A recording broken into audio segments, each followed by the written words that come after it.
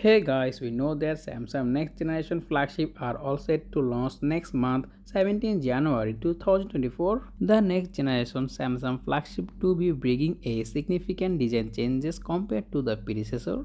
In a recent development, official images of the Galaxy S24 family have been revealed, showcasing color and final design. The Galaxy S24 Ultra will be available in a 4 color with a frame made of titanium. The standard color options include titanium black, titanium gray, titanium violet, and titanium yellow. The promo image confirmed that the Galaxy S24 Ultra boosted a flat skin, but it still have a side edges. And on the other hand, the Galaxy S24 and S24 Plus will be available in a 3 color. And you also know that Galaxy S24, Galaxy S24 Plus, and Galaxy S24 Ultra all the specification and details. And I am already making some video about that. Check it out this video to learn more about Galaxy S24 series. So that's pretty much for today's video, and if you found this video informative, make sure you hit the like button and also subscribe my channel for more content like this as always. Thanks for watching and I will be catching you the next one. Take care. Allah Hafiz.